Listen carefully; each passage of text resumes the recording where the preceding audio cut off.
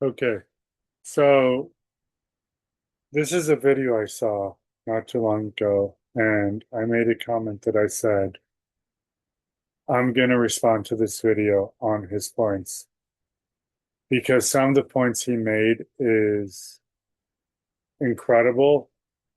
This is one of the best comparisons I've ever seen of the Kronos and Montage. And I like how he talks about Nautilus as well. Now, mind you, this was 2 years ago. I'm pretty late in the game, right? Chronos 3 came out last year. Montage came out in 2023, right around October, November-ish of, in October of 2023. I'll never forget when Montage M came out. And this is a very significant video for me personally. One, because of my love for the Chronos and what it offers. But you're going to see me pause throughout the video and comment and what have you. So let's get started. Um, and, I'll respond to him as he speaks and go from there. It just feels really good to have another legit board that can at least attempt, we'll say for now, to stand toe to toe with the Kronos. What's up, everybody? It's Julius with Majestic Studios, and I got a video that I'm super excited about. Hope you guys are ready to enjoy this. But today we are comparing the undefeated GOAT, the greatest keyboard of all time, in my opinion, the Korg KRONOS. Let me stop right there. Let me comment on something here. And this is what gets me, in my opinion, right? I'm not against opinions that what have you. But there comes a point when a certain product is made that opinion starts separating from fact. In other words, it no longer becomes an opinion. Here's what I mean by this. Okay, clearly you see both keyboards side by side. Okay, almost, right? You see the Montage on the left, the Kronos on my right.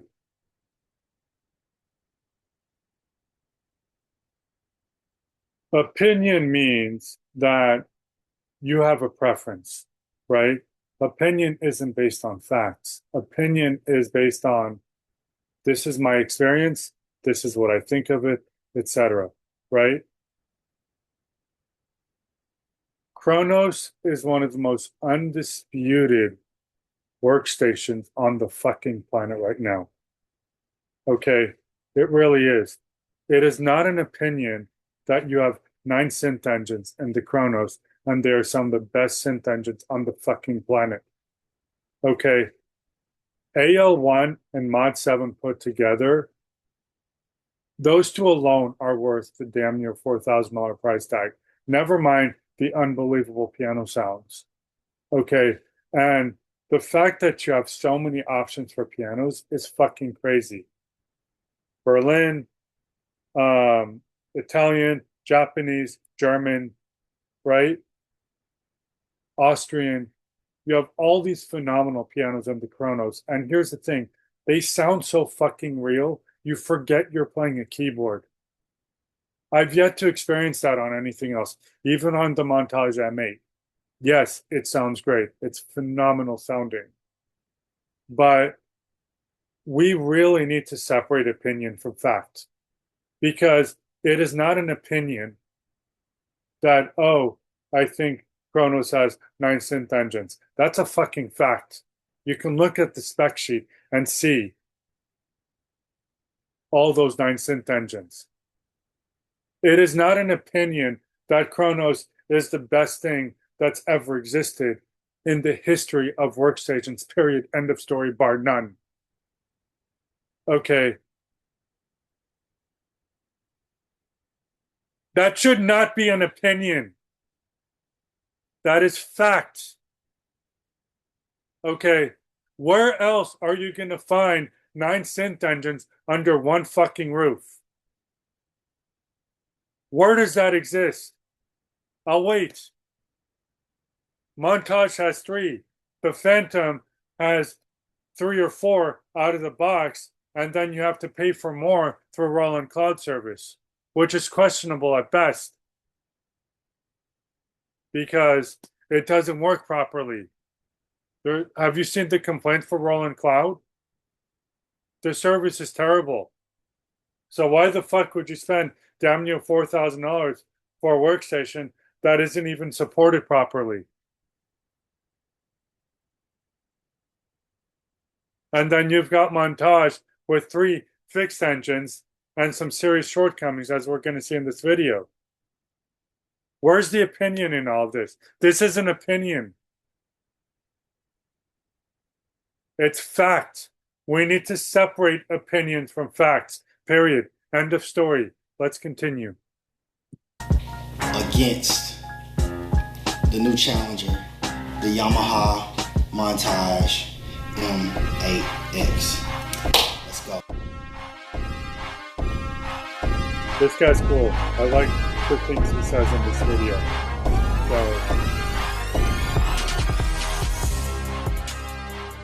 All right, so first off, one of the things that was a instant eye catcher and ear catcher when the KRONOS was announced, and one of the things that I remained excited about throughout the life and even today is still something that I think was accomplished that was great, was the fact that they put the 9 sound engines within the keyboard. Now, of course, they may not have been the first to ever put that in a keyboard, to put multiple engines in a keyboard. Even with the Oasis, the Korg Oasis, that keyboard had, it's basically the same as far as engines is concerned that the KRONOS had, but the KRONOS did add a couple of new things. It wasn't 9 in the Oasis, but it was several engines that it had in there. But the fact that they were able to give all of the polyphony to each engine. Now, it wasn't to say that each engine had a set number of voices and that's what it could play that each engine could play that number of voices in combination with the other voices. It was a matter of, it was what they call dynamic allocation, where the keyboard would combine all of the resources that were going on or that were being played or used at a given time, and because of that, it will be able to spit out a certain number of polyphony, a certain number of voices to use on the keyboard. But I thought that was just super cool, because before that, it seemed like we were just stuck with 128 and in some cases 64 voices for keyboards. And 128 seemed like a lot, but of course we wanted more. But for them to introduce those engines with the polyphony counts that they came out with at that moment, I think that was a huge step. And so like the KRONOS, in that state, you can do anything you need to do as far as studio work is concerned. And then with those engines having that dynamic allocation for polyphony, a lot of things should be able to be accomplished even as from a live standpoint. If you're having problems with polyphony from the KRONOS, holler at me and maybe I can give you some tips on how to set it up to get more out of it with your polyphony. But I just think that KRONOS, it was just outstanding what it offered to us at that point as far as 9 sound engines. Basically, the sonic palette that it gave us, a synth programmer's dream, to have all of those engines under one hood and the ability to program them to sound the way you want them to sound. I thought that was amazing. As far as the engines are concerned in this keyboard, it's not as highly spec'd engine-wise versus the KRONOS. KRONOS having 9 engines like we talked about before, and here we only have 3. But within these 3, they pack a lot of punch. And I'm gonna really say 4 for honorable mention. I'm gonna hold that off just for a second because I have something that I want to bring up that I think Yamaha could have easily done. But this AMW2 engine that is boasting, isn't it somewhere like 128 elements to go in each oscillator? That's crazy. And so when we talk about elements, that is basically like what Yamaha, not what Yamaha, that is what like Roland would call a part, or Korg would call an oscillator, but they have Korg, I think in the KRONOS, there's like 8 per oscillator. 128, that's gonna create some insane opportunities for programming and for guys to layer samples to an extent that we may not have ever heard of before, especially considering the amount of polyphony that they advertise. Now, I said advertise. There is a small asterisk here that I guess we could say. So, you say there's 128 elements per oscillator and you say there's 400 voices. But we also have to be very careful to mention that of those 400 voices that we speak about, the AMW2 engine itself only allows 128 voices. Now, in order to get 256, you have to be using user samples. That is a huge flag, because if a user buys this keyboard under the guise that it's going to have 400 voices, they have to be sure to understand that they must be using user samples to get 128 of those voices. That's a big deal, because if you're not using samples, you don't get access to those voices. So being able to put 128 elements into a sound and you only have 128 voices. Now, of course, all of those elements aren't going to be triggered at once. It will be velocity based. It will be key range based. There will be a lot of factors, hopefully, that go into even the factory programming of the sounds that would kind of utilize that feature to its fullest benefit or to the fullest extent. So then you add in the FM engine that is... Okay, let's talk about this. So Yamaha advertises 400 voices, and you have 128 elements per oscillator, which means each element is going to take up what seems like one voice. That's what it sounds like. So you have just as much polyphony as you have elements on the Montage for a single oscillator. And if you have two oscillators going, that's 256 elements. And if you're building a combi, or what Yamaha calls performance mode, you're going to run out of polyphony like you wouldn't believe, basically. That's if you're using all 128. Some sounds are going to be elaborate, what have you. But the red flag to me, as he mentioned, is, wait a sec. You don't get access to the other 128 voices unless you're using your own samples. So, in other words, there's a separate 128 voice engine with your samples, but Yamaha doesn't allocate that to the AWM engine. What the fuck, Yamaha? Why? See, this is the comparison between Montage and KRONOS. KRONOS has sample streaming. HD1 is capable of 180 voices by itself, on its own, right? And then when you combine sample streaming of that to that, you have access to your samples, and you have a greater level of polyphony out of the box with KRONOS with sample streaming. But Montage limits you to 128 voices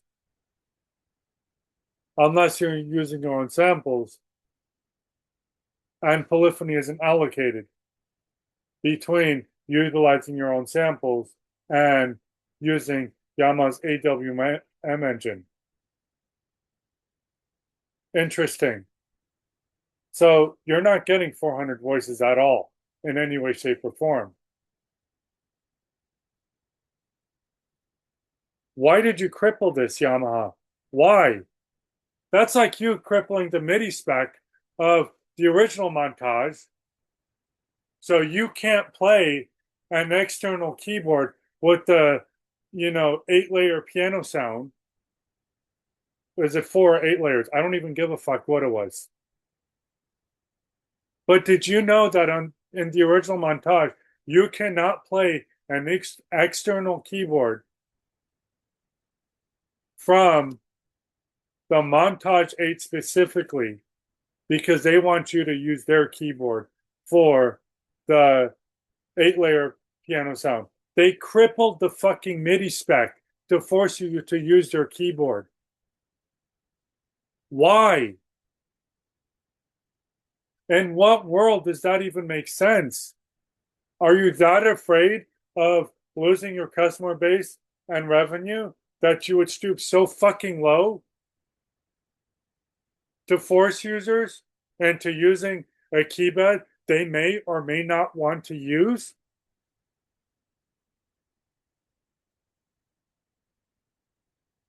Interesting. That's kind of infuriating. Let's continue. Is another 128 voices. So now we're at 256, and that's still a big number. That's still a huge amount of voices. But having that 128 missing from user samples, to me, that's such a big deal. And I think that is something that everybody needs to be completely aware of. Those numbers are going to drop significantly without user samples, and I can't say that enough. Then we add the ANX engine. Everybody was excited about it. That was something that people were hoping, when we first found out the Montage, the original Montage was being discontinued, everybody was like, oh man, I hope they're going to put the ANX engine in this one. And they did.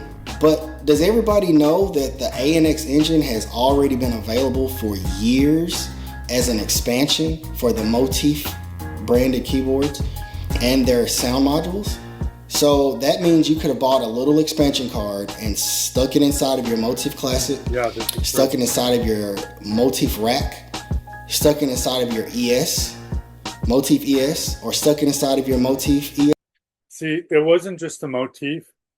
The first two generations of the Motif that had the PLG plugin boards on the modules. The 9000 Pro had it too. The 9000 Pro Professional 76 key arranger workstation that Yamaha made in 2001. That also had the PLG plugin boards. Yamaha had a few select flagship sound modules. I think it was the MU2000, if I remember correctly. Those used PLG plugin boards. The S series, the S80, the S90, and I think the S90 ES used the PLG plugin boards. Yeah, those were incredible. And Yamaha had several of them. Yamaha had XG, their infamous 480 voice XG tone generator for the Motif and other keyboards. There were so many. There was Vocal Harmony. There was the AN1 PLG plugin board. There were quite a few. I can't remember what all of them were off the top of my head. There was one called SG, and I think one called PL. I think PL was piano, if I remember correctly, the piano library. PF was the piano. I can't remember what PL was. But Yamaha had a multitude of them, and you could mix and match whichever ones you wanted. But here's the limitation. Some were 16 voices, some were 32 voices, but they all capped at 32. You didn't have a single one that was past 32 voices, which is really interesting. I know the XG one in particular was 32 voices. I think he says the AN one was 16 voices only. That's pretty fucking dismal. But hey, it was there. It was a little bit better than the Moss board because the Moss board was only 6 voices for the Triton. That's just by point of reference and comparison. Let's continue. Yes, rack. And you would have gotten to use the ANX engine. A couple $100. Yeah. But of course, it's a much bigger deal to have it inside of a $3,000, $4,000, $5,000 keyboard, right? And then the fact that the technology has been around for as long as it's been, and they only give you 16 voices inside of this flagship keyboard. Now, I did not check to see how many voices the ANX engine uses on the expansion cards, or even the little Yamaha keyboard that has the ANX engine. I don't know how many voices that one has either, but I just found it a little disturbing and a little disappointing. Now, I knew this when I got mine, but I'm still going to make the statement that they would only include 16 voices of polyphony for this engine 20 years later or 15 years later. That's after crazy. The engine was first released. And it seems like with the amount of technology and power that they have packed in this keyboard, that is something they could have added to give more voices. You know, even bumping it to 24. That would have been awesome. Now I'm gonna say this, that if you're talking about the KRONOS, any of the analog modeled or analog based synth engines in this keyboard that you want to pick out, I'm going to use the AL1, the MS20, and the Poly 6. Okay? The AL1 is advertised at 80 voices. Now, of course, that is still dynamically allocated. Okay? It's still dynamically allocated as far as, you know, utilizing it in combination with the rest of the resources of the keyboard, including the effects. But it's 80 voices. That's significantly larger than 16. Then we have the MS20, 40 voices. That's almost 3 times what they give you with the ANX engine. Yeah. And then last but not least, the Poly 6. And it's advertised at 180 voices. That's significantly different. Insane. So if they've got the ability, if Korg had the ability to put this type of polyphony with their synth-based engines or their synth-based model engines, why did Yamaha stop at 16 voices in this keyboard? Now, it may not affect you guys in any way, but it is still something worth considering. That I just think that 20 years after the original technology came out, that they should have been able to put more voices in there than 16. But that's just my opinion. What do you think? Let me know down in the comments. Now, something that I do want to mention, you know, we said that there's only 3 engines in the Montage M, but I think Yamaha could have very easily decided to advertise or even just state their organ engine as a new engine as far as the keyboard is concerned. It sounds really good. They have, you know, faders now that you can use to control the drawbars. Of course, there's only 8. I know people would have loved for them to have 9. They have a nice organ engine. I've heard a lot of demos. I don't really play organ sounds on keyboards. I have had clients come into the studio that have, but I've never had to do that. So, but I wouldn't be ashamed at all if someone wanted to use, now I have a real organ here in the studio, but if someone wanted to try to use one of the organs from the keyboard, I wouldn't be ashamed at all to let them hear the organ inside of the Montage M, and I think it could be viable in projects as well.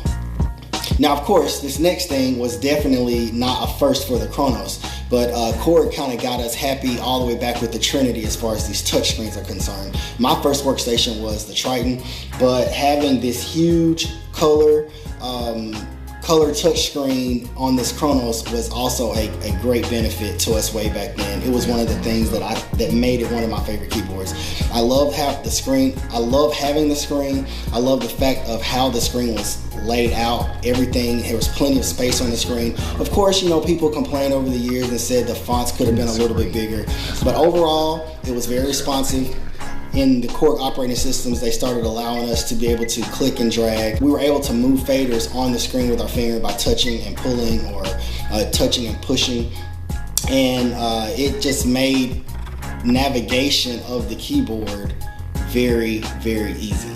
You know, because of the screen, you know, menu diving was a lot easier. People don't like to menu dive. Menu diving is necessary, but it's not mandatory, especially when you got a keyboard like the KRONOS. Okay, so next is the touchscreen. Now, Yamaha has added a touchscreen for their second flagship keyboard. The other one was the original Montage. It had a touchscreen.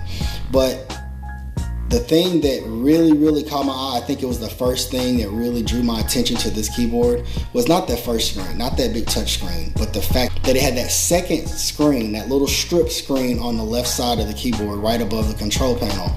That was very intriguing to me when I saw it, and I just was wondering what it was going to be for. I figured it would have something to do with programming elements, but I just wondered, I just wondered what it was for. And that was the thing that really drew me. That was the thing that first said, okay, hey, maybe this keyboard is something to look at. Maybe it's going to be really interesting. And so now, the ability that they gave us with that screen, there's so much visual feedback for programming parameters, and the fact that whatever you have set on that screen, you can push a button and everything that's related to those parameters comes up on the touch screen, so you can see it in more detail. And also vice versa. If you have some elements and things pulled up on the touch screen, but you want to see them and be able to fine tune them in the little small programming screen, you can send everything over to that screen. And I think that was an awesome thing that Yamaha added for this keyboard. In fact, it's one of the most impressive things, in my opinion. Like I think this is one of the best features of the Montage. I think he's right. It's the first thing that caught my attention with the Montage as well. I love that screen above the knobs and sliders, you know. And I love how you can alternate between the big touchscreen and the little display screen above the control surface. That definitely gives Montage a huge edge over the Kronos, just in terms of controllability and what have you. So I definitely agree with him there. That's really cool. Said it was the thing that drew me initially to start really paying attention to this keyboard. I think having that second screen is really dope, and it makes things for programmers very easy. Having everything like right there in two different places to be able to see and interact with them at one time and getting immediate visual feedback, be it from the touch screen or that extra programming screen that you have on the left side.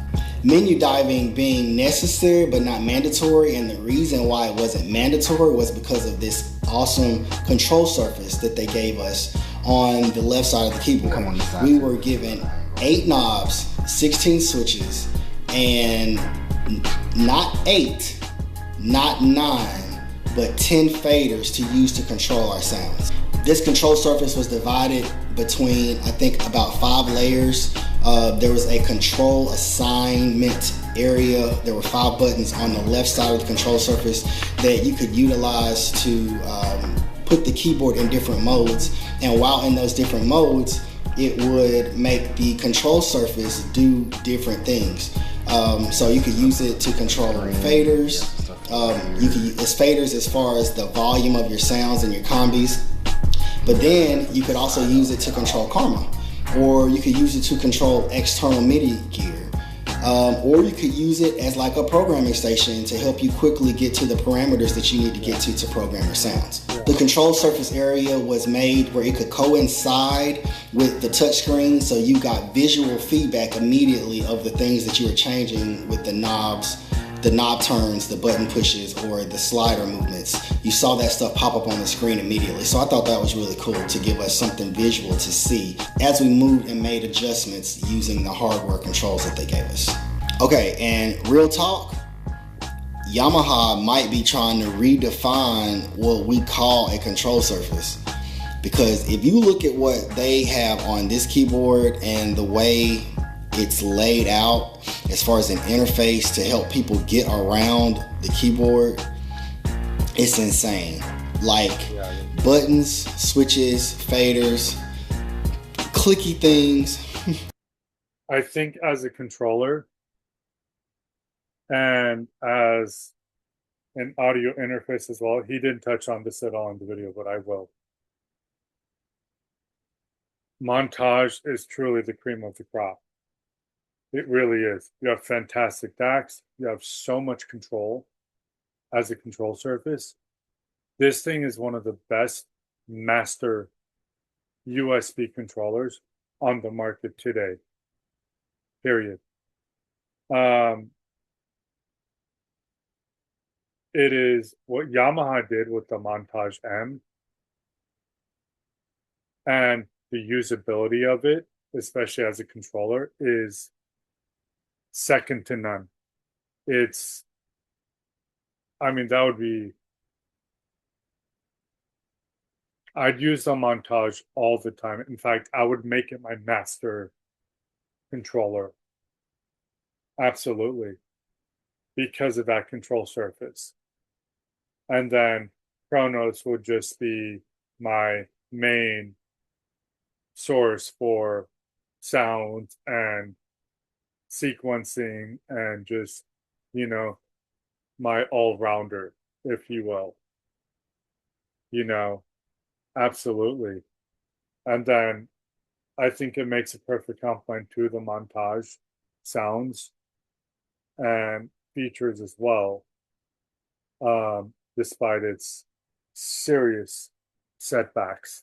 I still want a Montage despite its shortcomings, um, especially as a master controller. But as a workstation and as a second keyboard to the Kronos, honestly, it's a no-brainer. Having both is truly, they complement each other beautifully. They really do. I'll just say that much.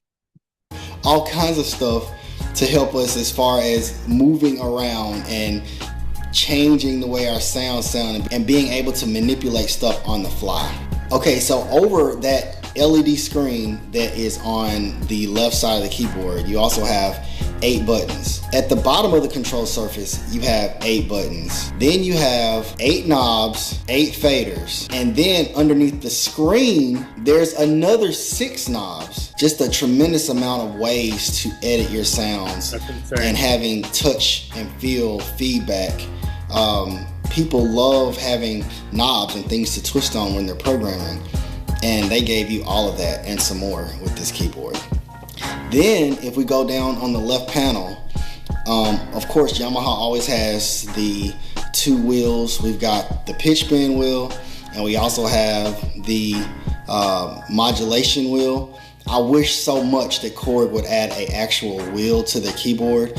That joystick is great, and it allows for some really cool things as far as like soloing and stuff like that. And I know they added the vector stick, and people don't even really talk about its ability. And it's, to me, it was really the super knob before the super knob. Let's talk about the super knob really quick. Super knob, in my opinion, isn't really all that special. It really isn't. Hell, I could go to my Triton. I could assign 100 different parameters to a single fucking knob on a Triton in program mode, in combi mode, whatever. And I could do the exact same fucking thing as a super knob. What makes super knob so great is the fact that it's all done for you. That's it, right? You could assign a bunch of parameters to a single knob, right? Crossfade between sounds, morph an electric piano sound into a pad sound, and vice versa. You know, bring in drums, bring in another scene, or you could just keep turning it and go through the different scenes and even crossfade between scenes and what have you. Super knob is great for that. But you know what? It's, again, it's not that special though. It really isn't. I think the vector joystick is way better than a super knob because you also have vector synthesis in the Kronos, something that Montage lacks. So the wave sequences, you can morph between different aspects of the wave sequence, you know, trigger different points of a wave sequence, what have you. You can crossfade between sounds and timbres in combi mode.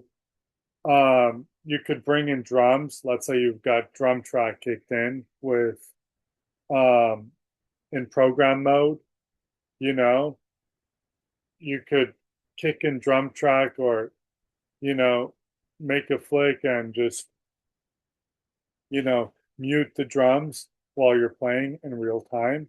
It's incredible. It really is. Super knob is nothing more than 100 parameters in a single knob that's been preset and done for you. That's all it is.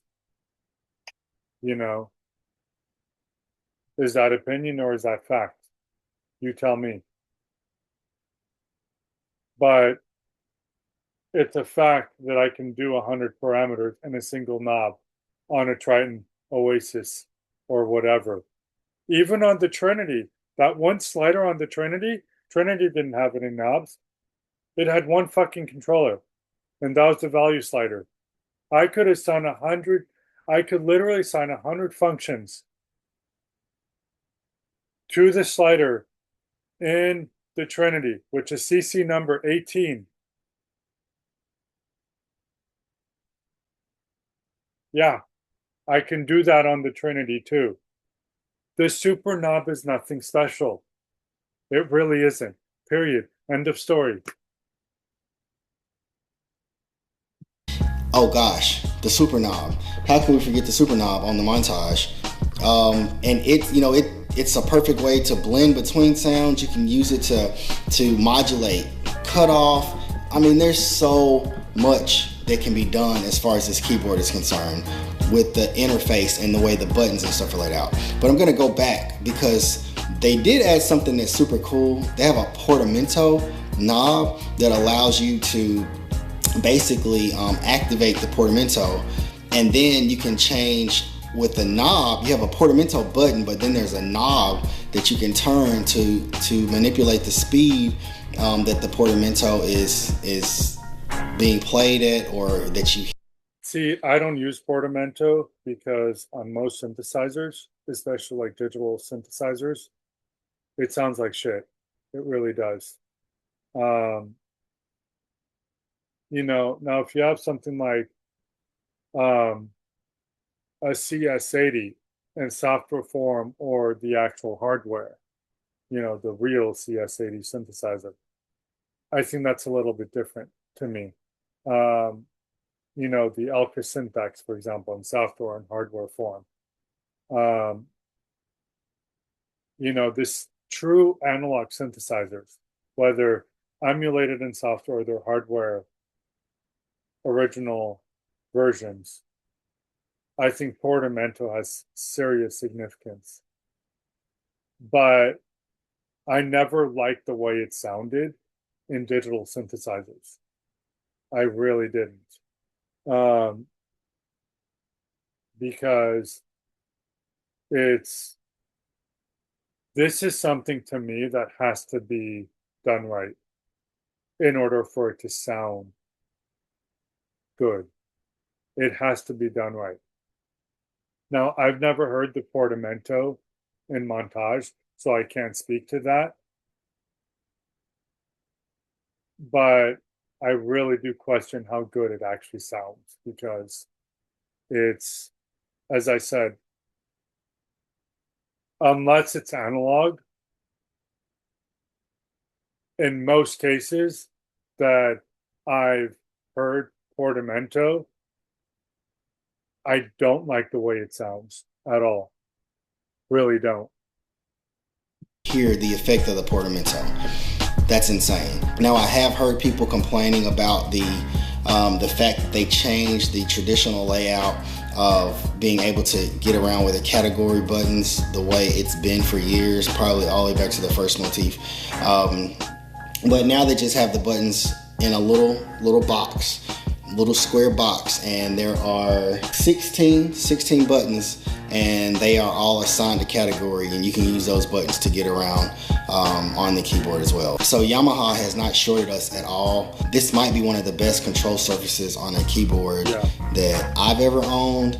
The KRONOS is amazing as well, but Yamaha did a lot of things with this to kind of, and I don't know, the fact that I think with that screen plus that second screen plus the knobs and switches and stuff, having access to all of that, plus being able to bounce between the screens, and I it's tough to say it, but this is very, very, very nice how they.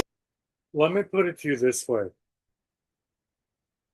If the Montage truly is USB class compliant in terms of MIDI goes. I connect a USB MIDI into a Kronos, right? Because Kronos accepts class compliant MIDI devices. Okay, the drivers are there.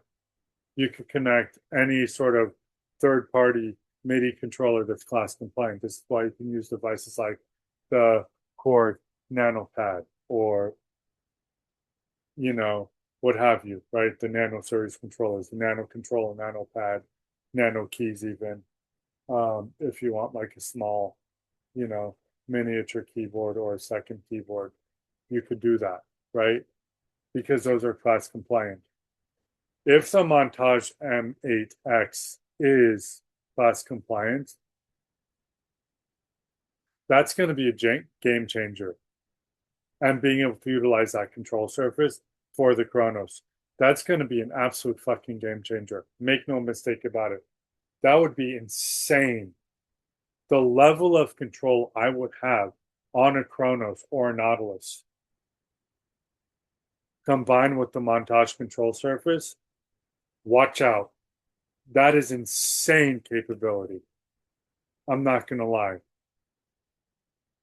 That would blow my mind. Like, truly. Have this set up.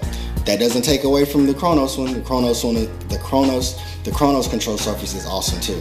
But they really did some nice things with the Montage M as it relates to us being able to use buttons, switches, knobs, and faders on the keyboard to be able to manipulate our sounds and get around on the keyboard in a very fast, efficient, and effective way.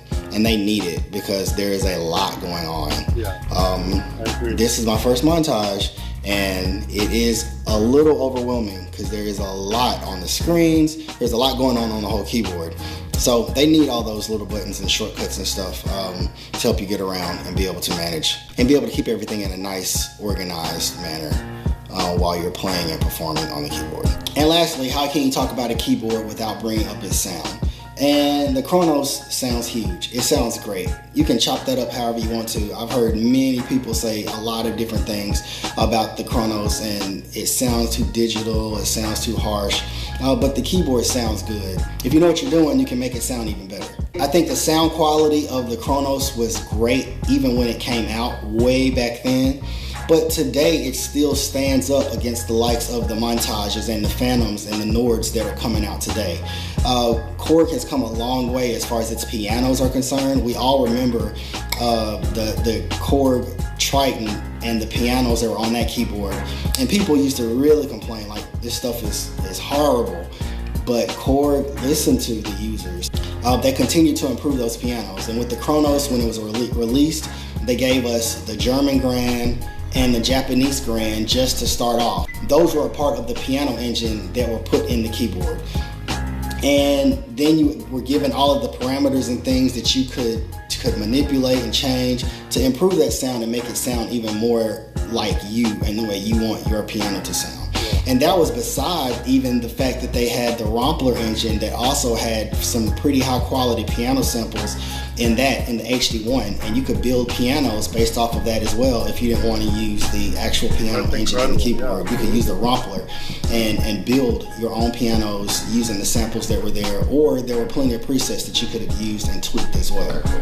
But since the initial release of the Kronos, where the German and the Japanese piano came out, we have also been given the Austrian Grand, and then with the Kronos 2, even the Italian Grand. So Korg has, continued to evolve their sound as time has gone on, and they've introduced pianos to keep the sound fresh. And I'm going to throw this in here now too. It's not anything to do directly with the Kronos, but Korg is responsible for it. But they've also put a upright Grand inside of the Nautilus, and it sounds great. I've heard a lot of church guys saying they wish that their keyboard...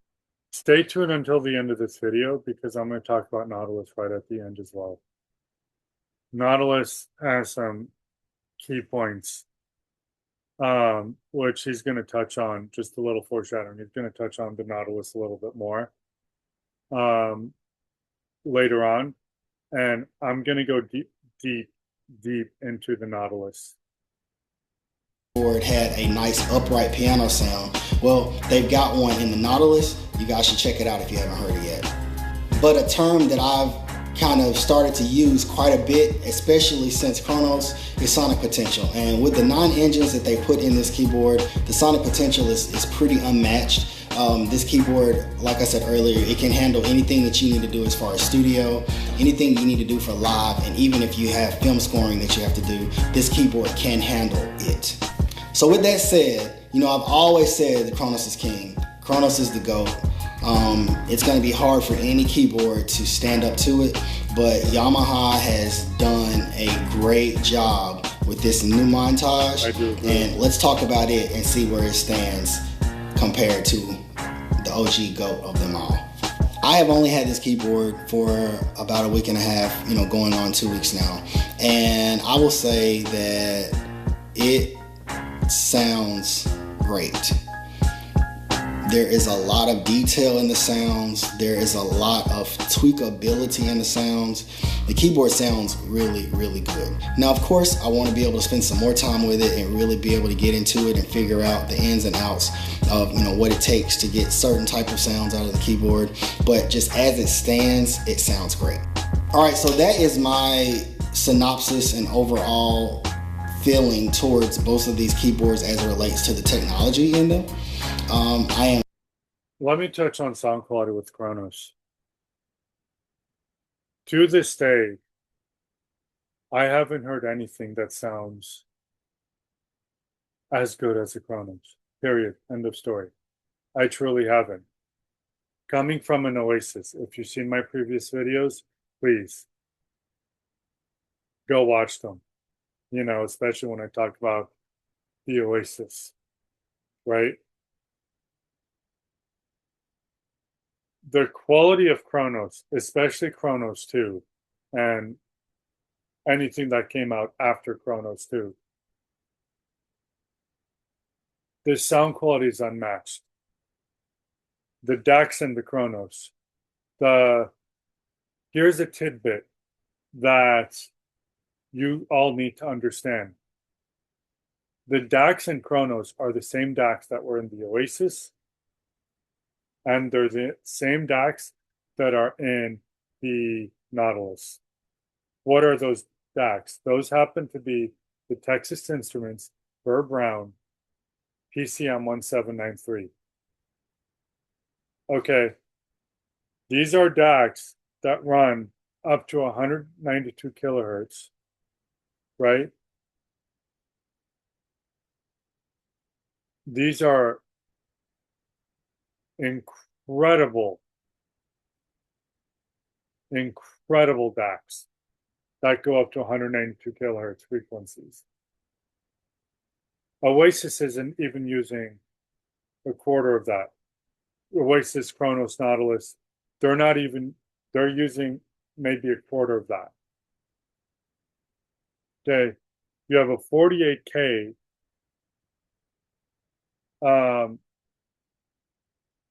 frequency range, right? At a 32-bit, it's not 24-bit, it's at a 32-bit floating point. So true 24-bit, 192 kilohertz DACs with a 32-bit floating point. That's just the hardware that delivers the unbelievable sound quality of Kronos.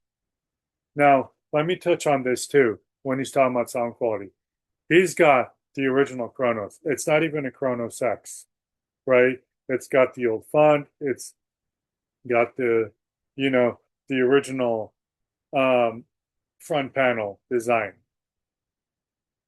The original Kronos did not have the same dynamics and punch as the Kronos 2. I know this because I've done side-by-side comparisons.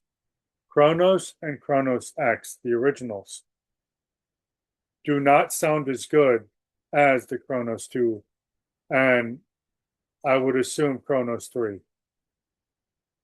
Okay. They upgraded the circuitry in Kronos 2.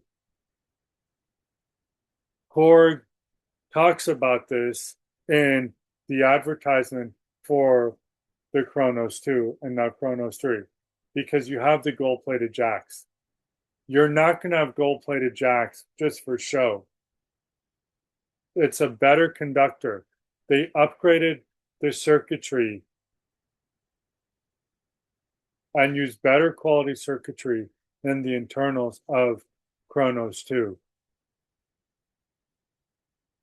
Okay, so, and I knew, and the reason I know this is because I'll never forget when I was at NAMM 2015. This was when Kronos 2 was just starting to be rolled out. Okay, I can't believe this was 12 years ago, but holy shit, it really was. God, time flies. I will never forget this though. When we're talking about sound quality, I have played and used extensively the original Kronos in the studio when it first came out. From 2011 to 2013, thereabouts, I was working with a friend who had the Kronos in California, and he let me use it. We did extensive comparison side by side between the Kronos and the Oasis. The differences in sound quality were very, very subtle. But when I truly put the original Kronos to the test, I noticed some missing elements. And there was some, it wasn't as dynamic. There wasn't as much headroom. It didn't sound as full or as rich as the Oasis did. When my friend upgraded to the Kronos 2, and he got the first version of the Kronos 2 when it came out in 2015, and we compared it side by side, the Oasis, I dare say Kronos 2 sounded a little bit better. I kid you not. It had a slightly better sound. It was very, very, very subtle. But there were some aspects where I couldn't even believe my ears. And I even had him blind test me to where I played one of my own sequences on the Oasis, and I loaded that same sequence onto the Kronos 2 when he got it. I had him blind test me once I loaded up both programs, both sequences. I had my headphones on, and he asked me, okay, guess which keyboard is which. My back was towards the keyboards.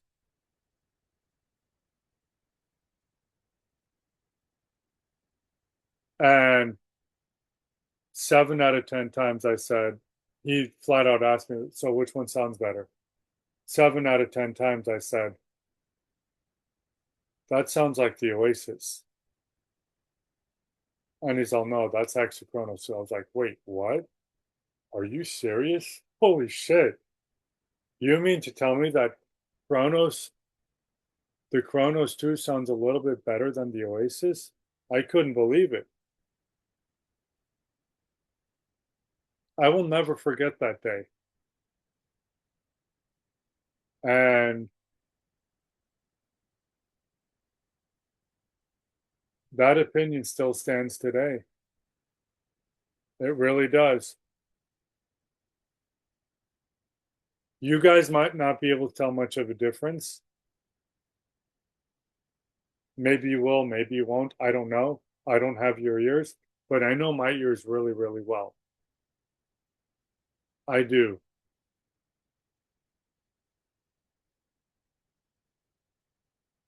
So I'll just say that. If I could say one thing to you, dude, you owe it to yourself to check out the Kronos 3. You really do.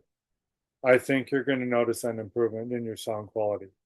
If the original Kronos sounded as good as it did, even if it was slightly, and the keyword here is slightly, inferior to the Oasis, I think you're going to be amazed by what you hear with Kronos 3. I really do.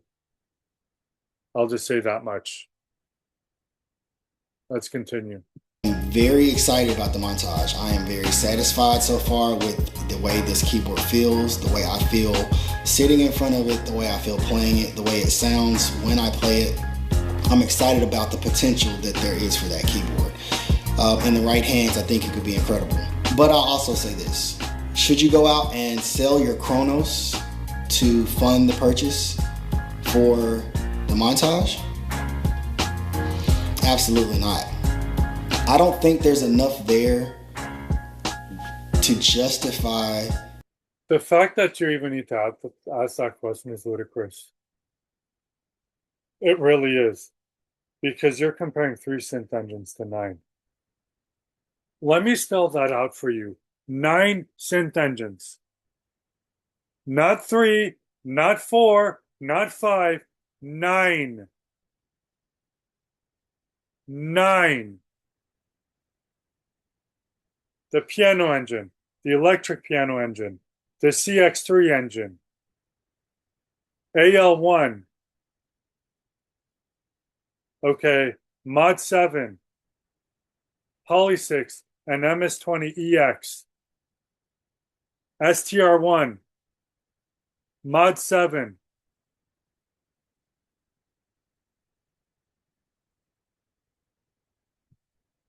I'm missing one. I'm actually missing one. LOL. I don't know if I said CX3 or not, but probably not.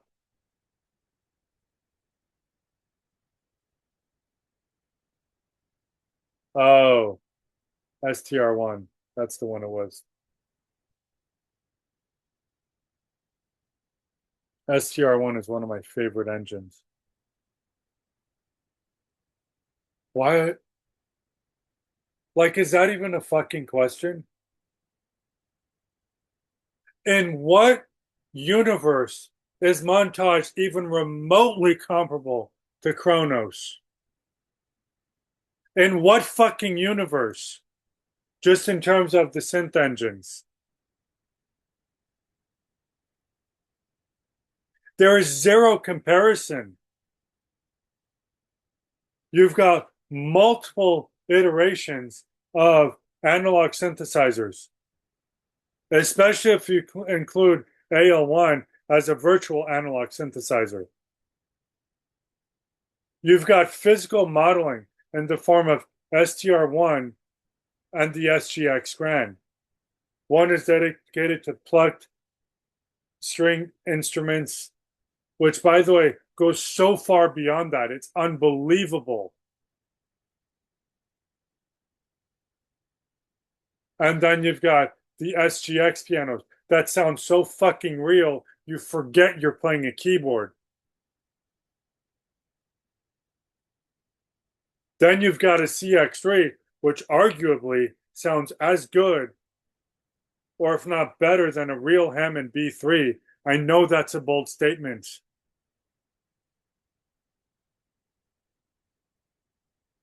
But I said what I said.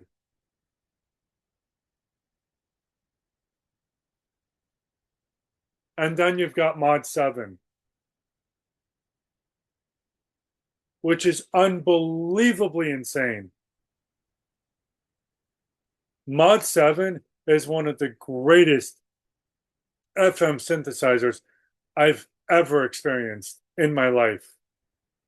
It blows the fucking smithereens out of anything Yamaha ever did with the DX series. Period. End of story. Bar none. And then you've got the EP1 engine. Electric pianos and whirlies. and claps that are so fucking real, you forget you're playing a keyboard.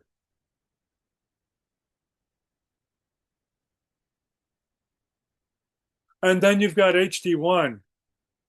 Holy shit. Sample playback at a quality that is fucking unheard of. Even to this day. To this day, nobody has been able to replicate HD1 in the way that it's been replicated. Name one keyboard that has sample streaming in the way KRONOS does. Like, holy shit, you can load gigabytes of libraries and it streams off the SSD. In addition to whatever RAM is available. Whoa. And you still have access to all 180 voices in HD1.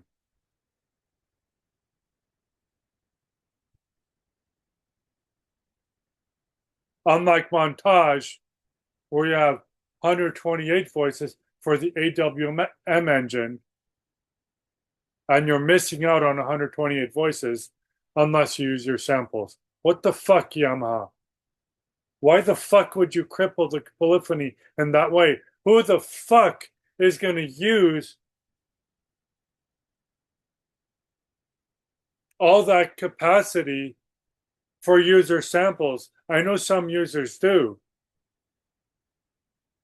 but I bet you the vast majority of users are not.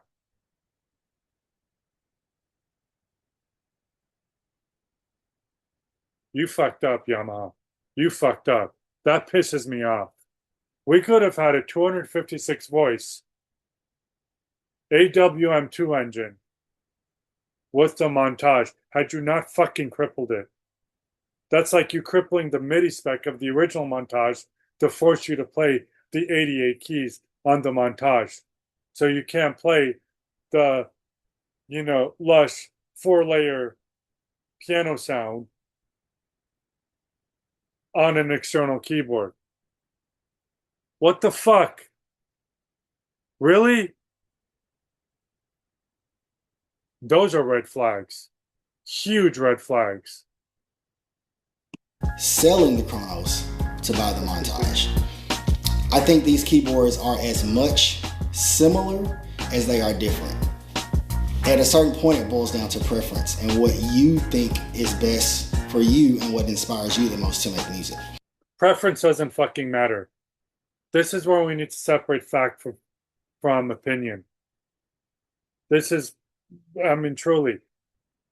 How the fuck are you going to compare 3 synth engines on the Montage with the crippled, AWM2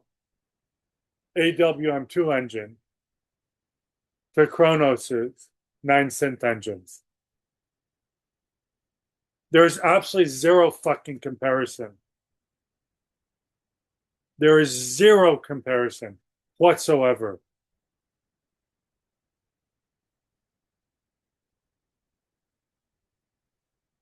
I feel like the biggest similarities between Montage and KRONOS is the fact that they are workstations. Thank God they brought back the sequencer in the Montage. Thank God they brought back, single program mode or voice mode in the Montage M. They fucked that up with the original Montage. They really did.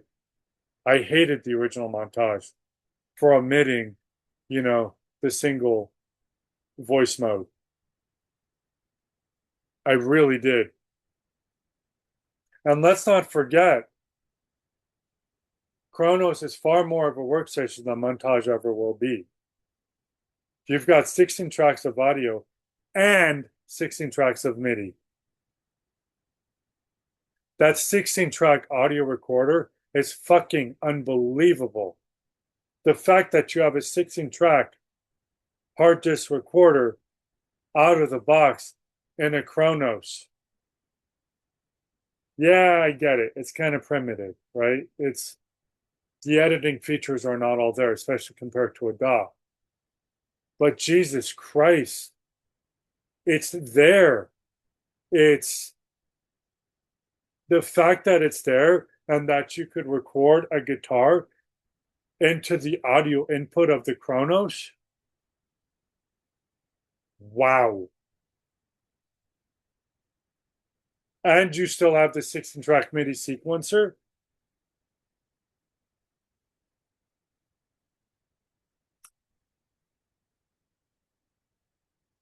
One-stop solution. Again, I get it. The editing features are very, very primitive. But what it does exceptionally well. And it does it better than most keyboards in the same price range.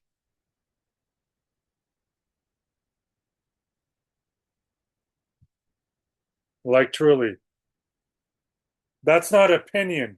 That's fact. You can go look it up.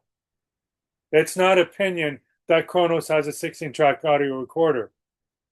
It's not opinion that you also have the 16-track MIDI sequencer. It is not a fucking opinion that you can take a guitar, plug it into the input, hit record, and record a live guitar track in audio with your sequence. It is not an opinion that Kronos has 9 synth engines and that it does it better than anything else that's existed in the last 15 fucking years. Again, we need to separate fact from opinion. This is not an opinion. Period. End of story. At some point, products become so fucking elaborate. Opinions don't fucking matter.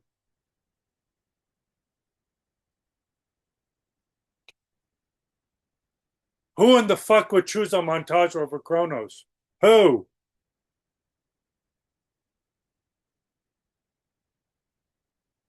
Like, really? Who? If anything, Montage complements Kronos, not the other way around.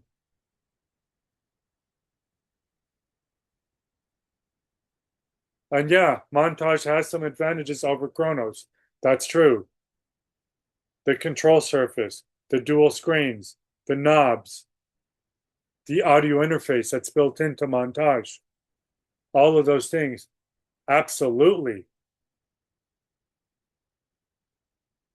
But as a whole,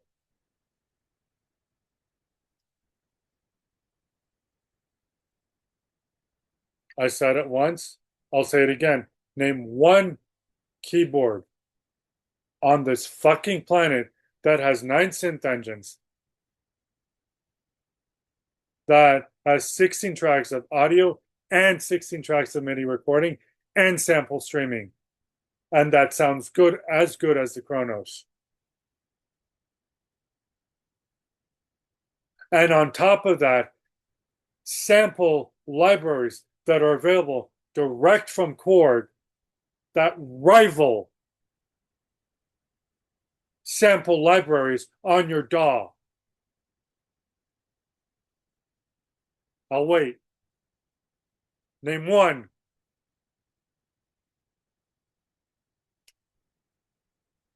Like truly. Korg doesn't cripple things. Yes, there's things that are omitted, and I'm going to talk about those. But as a whole, they never crippled the Kronos, ever. The way Yamaha did in certain aspects of the Montage. That's the fucking difference.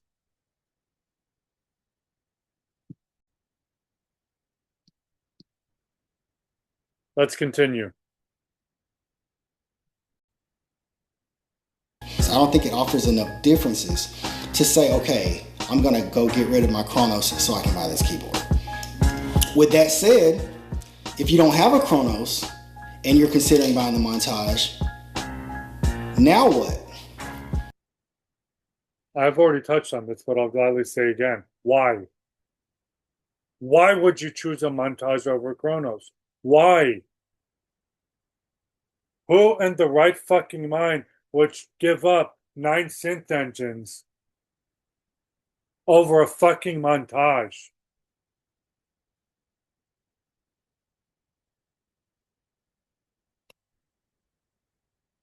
Why?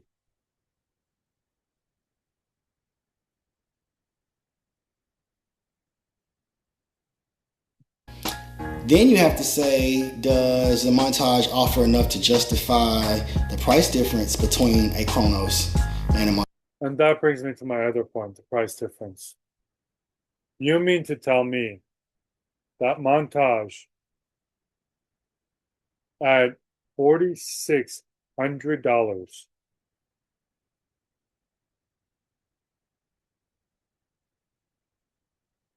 is better than a Kronos? I'm not saying that he's saying that. But for the people that choose a Montage over Kronos, why? Especially when the Montage is more expensive.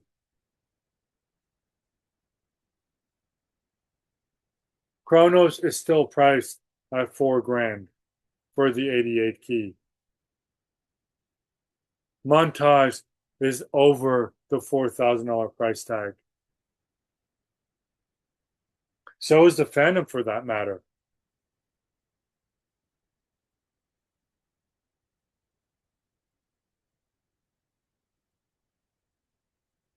You mean to tell me you would rather have less synth engines and less features and less capability and pay more?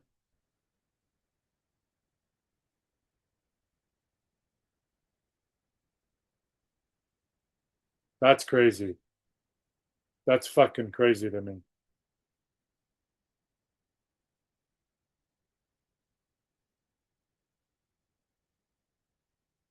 Damn, that's fucking crazy.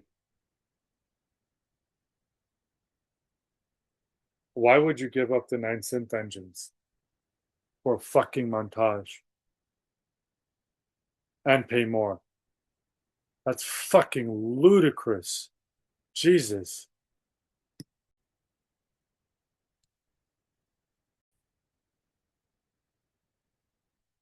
Montage. And I don't think it does that either. I think at this point, you could go out and get you a used Kronos, Exactly. or better yet, a new Nautilus, and I think sound-wise, you'll be just as happy.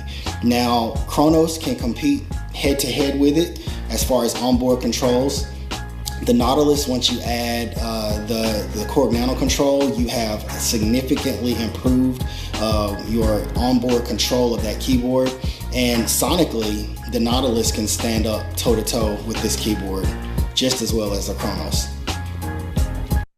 Okay, so let's touch on Nautilus really quick, because I said I would do this at the end of the video. Nautilus and Kronos have the exact same synth engines, and they sound exactly the same. The fact that comparisons are being made between Kronos and Nautilus is fucking ludicrous to me. They're going to sound exactly the same. You have the exact same 9 synth engines from Kronos to Nautilus.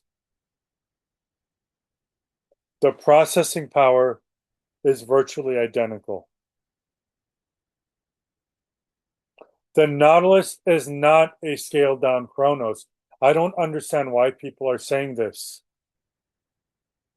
I really don't. Fuck the control surface for a minute here. Because I understand that the Nautilus doesn't have the control surface. Yes, you can get the nano control and the nano pads and the one with the knobs. Yeah, you can get those devices and connect them to a Nautilus and get some level of control surface back. But Nautilus has some serious advantages over Kronos. Okay, again, fuck the control surface for a minute. When you understand the improvements that they made with Nautilus over the Kronos, I dare say, in many ways, I would actually much rather have a Nautilus than a Kronos. Let me give you 3 tidbits that will really blow your fucking mind with Nautilus that Kronos does not have. Let's start with the first and most important thing. ARPs. User ARPs. How in the fuck does a keyboard cost $4,000 and not have user ARPs with Karma? That's the first thing. The Nautilus, not only do you have user ARPs, but they added scene controls.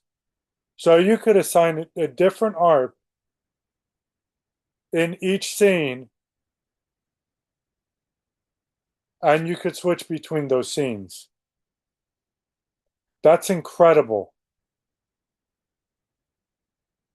That is unbelievable to me. And on top of that, you have the user ARPs.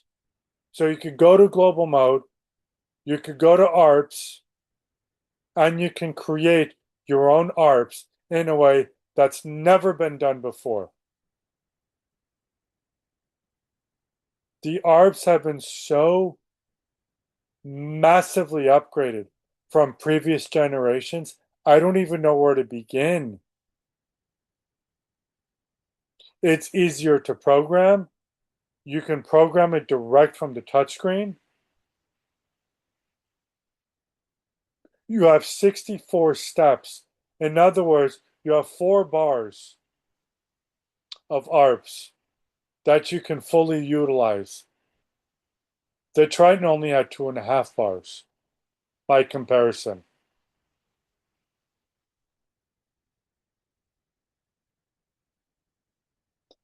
The user ARPs in Nautilus are a dream come true. Now you combine that with Drum Track, that's an even bigger dream come true, because guess what? Unlike the Triton or the M50 or the Chrome, you can now utilize both ARPs to, one could be a riff, right? Like arpeggio up and down, or an alternate, you know, or a separate bass line. And you could have chord comping on the other, leaving drum track available for drums. We finally have dedicated drums for the ARPs. I would give up the 4 ARPs and Karma for dual user ARPs any day with drum track in the Nautilus. Any fucking day. The fact that you have to use a bunch of fucking sliders just to edit your chosen Karma GE is ludicrous. I can't just go in there and edit the GE itself. There's no onboard GE editor. But I will say this. The level of detail Karma delivers is actually incredible. And drum track makes this a lot. Oh God, it makes this a lot more forgiving. It really does. So truly having both, for me, is the ultimate solution. Because I still have Karma with all of its detail and its control. and I have the user ARPs with Nautilus. And when you put the two together, oh boy, game over. Now, remember when I asked if Montage had, if the Montage as a controller would be USB class compliant?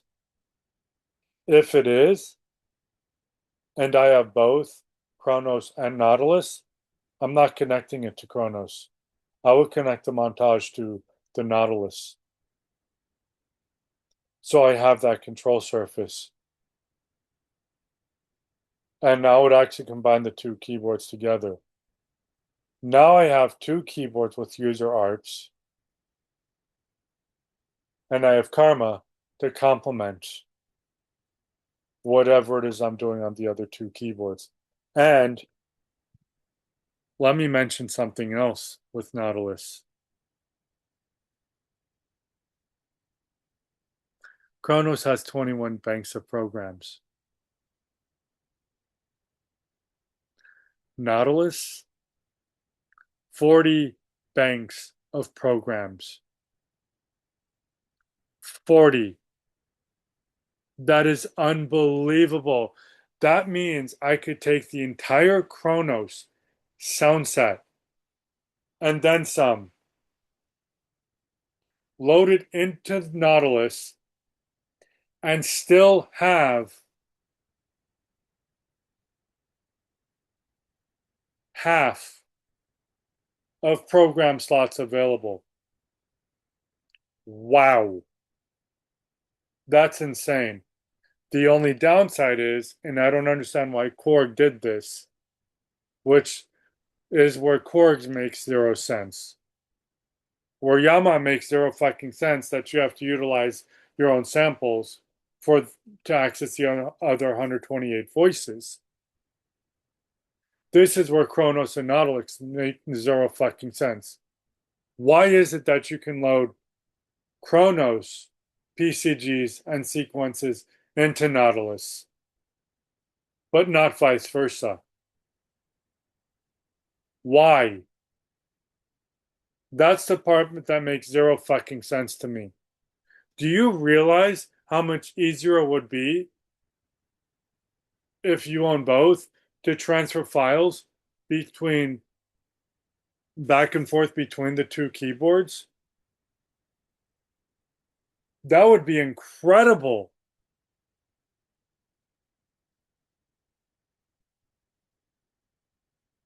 I wouldn't really call that crippled. I would call that an oversight.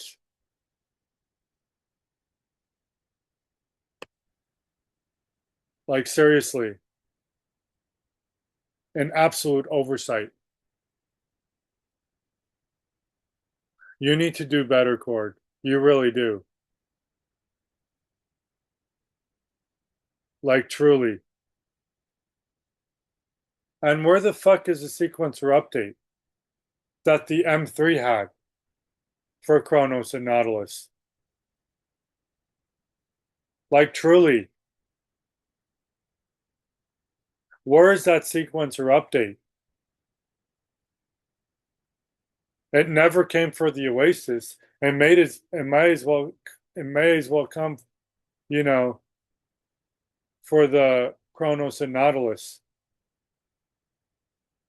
And please, for the love of fucking God, bring Nautilus compatibility to Kronos. It makes no sense that files are transferable only one way. They use the exact same synth engines. They're the exact same keyboard under the hood. Why are you separating them? It makes zero sense. Like, Jesus Christ. It makes zero sense.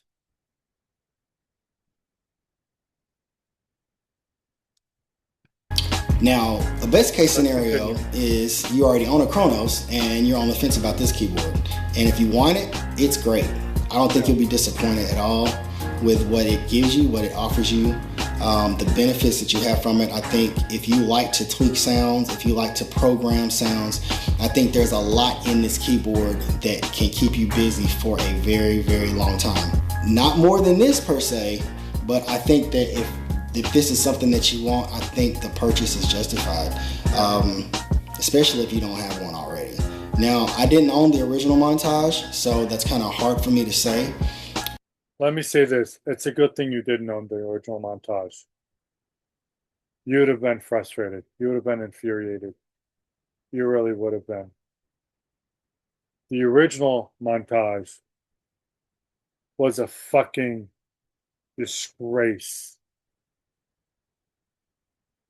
Where they crippled the MIDI spec.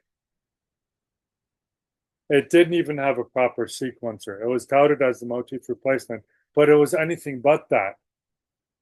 They took out everything that made the motif so fantastic. The sequencer, the sampler, the incredible feature set. And they gave it a fucking performance recorder that you couldn't edit or do anything. Why put in a recorder at all?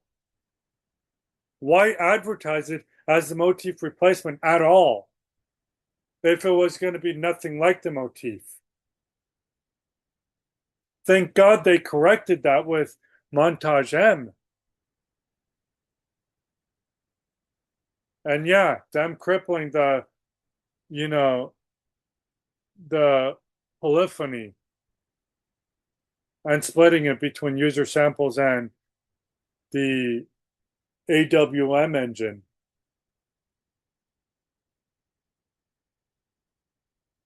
That's a lot more forgiving than what Yamaha did with the original Montage. It really is. 2 fucking years later, I'm sorry, 3 fucking years later, they add a pattern sequencer. I was floored. I remember screaming at my TV. I'm like, what? What? When I saw that YouTube video. That was 7 years ago. I couldn't believe it. I was like, wait, what? Now they come out with the update 3 fucking years later?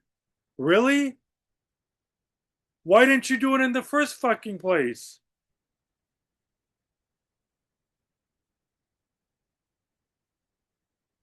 Like, what the hell? But I think this is a great keyboard. I think the Montage M is a great keyboard. I think Yamaha did a great job. And I am going to enjoy digging in it, learning more about it, and posting more content for you guys to see. Another point that I want to make is that I think Korg was so far ahead of everything when this keyboard came out that a lot of what's being introduced to us today, as far as keyboards and technology and keyboards, I think they're really playing catch up. And if you look at these keyboards side by side. See, for those of you who are complaining that Korg should do more with the KRONOS, and for those of you who are disappointed that Korg came out with the KRONOS 3 after a damn near 3-year hiatus. I'm sorry. After a 4-year hiatus of not having a KRONOS. Let me just say this. Like, truly, let me just say this. You guys have no reason to complain. Zero. And let me explain why. When KRONOS came out in 2011, nobody was making workstations at this point. Really, nobody was. Yamaha had the motif, which was getting a little bit long in the tooth. Right? Motif XF came out in, 2010. I'll never forget that. 2011 KRONOS comes out. Right? Roland, 3 years later, after the fucking disaster with the Phantom G, comes out with the piece of shit plastic FA series keyboards. A tremendous downgrade from even the Phantom G. I've never seen Roland stoop so low in my life. Roland has done a lot of bullshit, but this is one of those products that takes the cake. They don't release a 76 key version. They released the FA06 and the FA08. This was like 2014. It was such bullshit. It was such bullshit.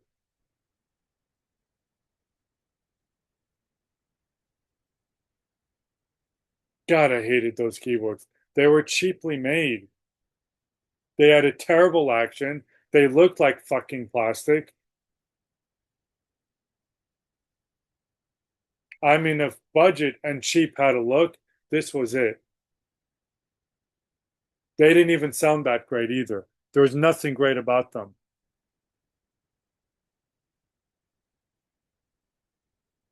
Roland didn't have anything either after that. Not for a long time. Korg was the only one that came out with the KRONOS and then the Chrome. Remember the Chrome? Yeah. They had KRONOS and then they had the Chrome at the lower end. That was it. It was phenomenal. It really was. The Chrome was one of the best deals I've seen in a workstation. And what I loved about it was its simplicity, right? Program, sequence mode, global, that's it.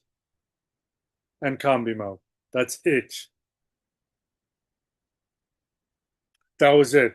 I love the fact that it did not have a sampler. It made it so much simpler. As if that wasn't enough, you could load in M50 files into it, M50 PCGs and sequences into it. That was cool. That was incredible, actually. Right? They were fully compatible.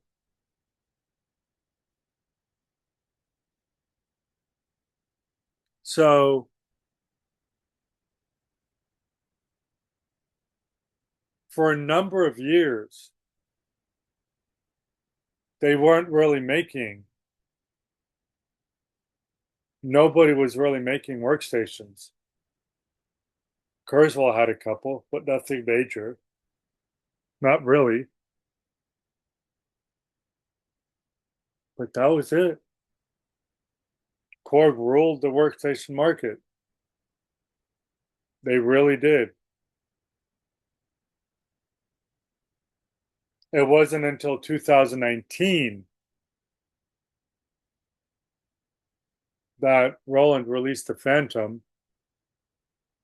The original Montage doesn't fucking count because Yamaha fucked that up big time.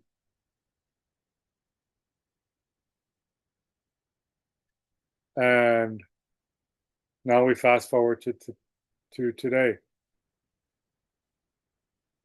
This KRONOS 3 is the 8th generation of the entire KRONOS lineup. From 2011 to 2026. We've had 8 generations of KRONOS. And then we have 2 generations of Nautilus. We have the Nautilus Gray, which also includes the Nautilus AT for aftertouch.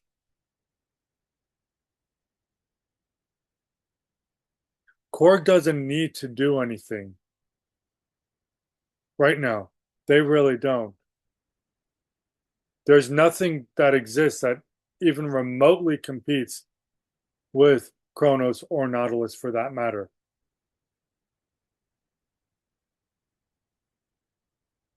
That was true for 2011. That's still true 15 years later. Why would they do more when they're already so far ahead of the game? Everybody's still playing catch up 15 years later. 15 years. That's unfathomable.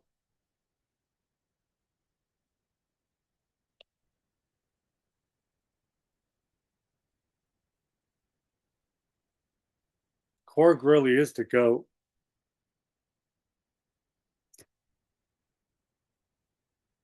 Absolutely.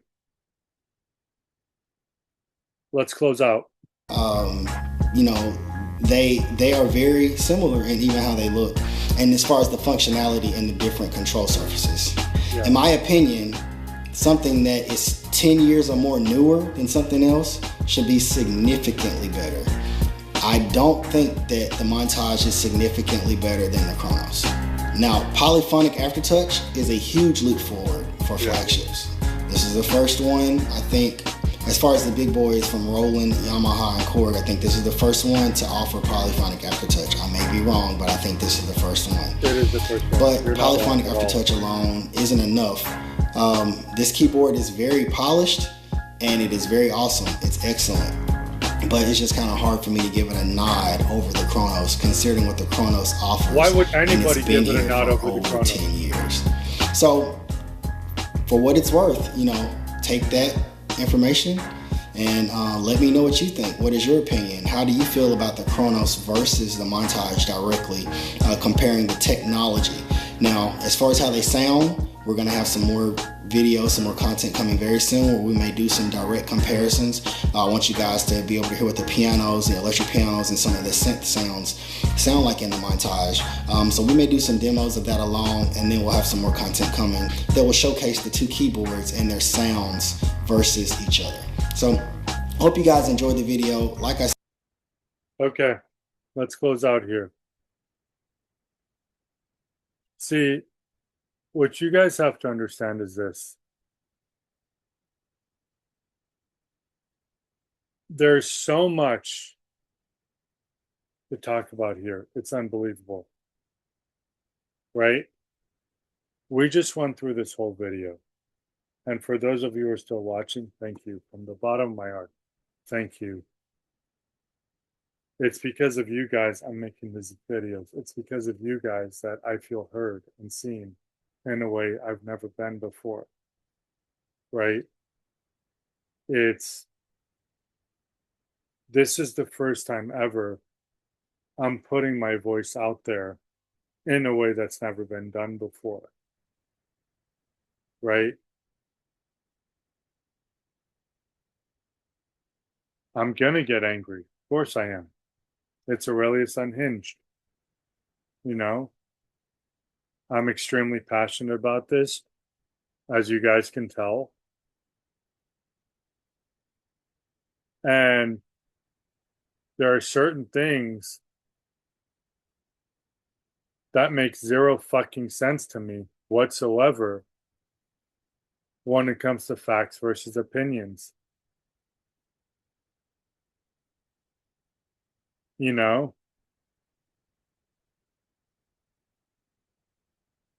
Like, it's Aurelius Unhinged for a reason. Let's put it that way.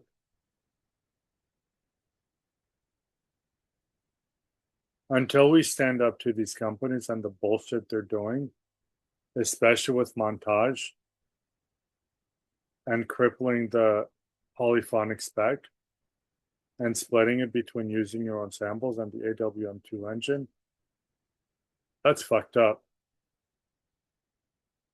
16 voices of ANX? Are you fucking kidding me? When AL1 is 80 voices? It was 96 in the Oasis, mind you. But there wasn't much of a difference. There's not really a whole lot of a difference. AL1 is already so fucking powerful, it's unbelievable. In KRONOS and Nautilus. the extra notes won't be missed because it's so versatile. It's so efficient. It's really incredible. And with the polyphonic allocation, yeah, where everything's dynamically allocated and all the resources are combined to basically allocate the different levels of polyphony between the synth engines you know you combine, whether in program mode or in combi mode or in sequencer mode. That's pretty incredible. Like, wow, you know? So,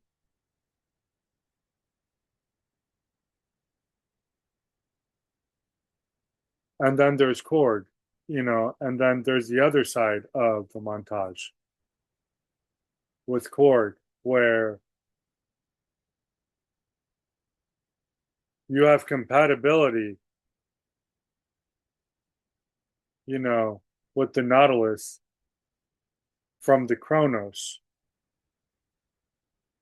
but Kronos can't load Nautilus files. And Korg even admits that Nautilus is a separate thing. Why? Like, seriously, why? These are the things that upset me because these are the things that when I get these instruments, I'm going to have to deal with. And these are the things I need to be corrected. Why would you separate Nautilus from Kronos? Why?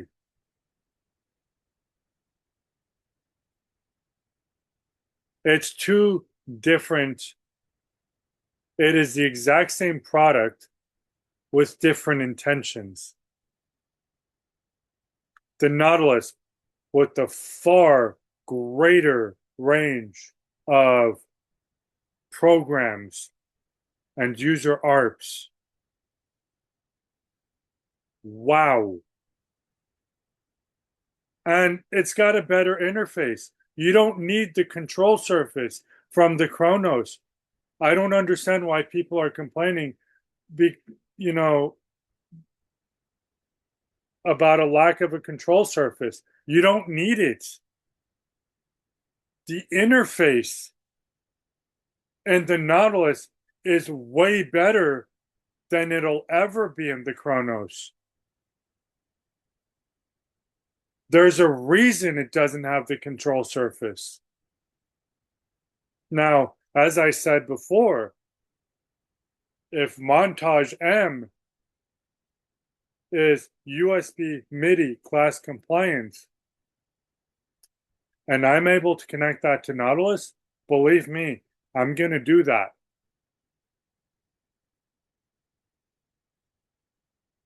But Nautilus on its own, as a standalone workstation,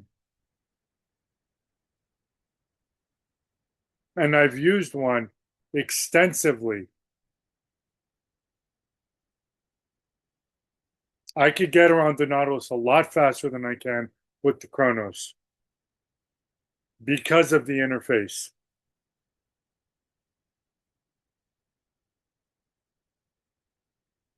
It is so much better. So much better. I wish they would update the Kronos to have the same interface as the Nautilus. I really wish they would. And you combine that with the control surface, wow. But hey, there's a reason I want both. User ARPs, better interface, more program banks. Holy shit, you know? And there's a few other features, but that's for another video.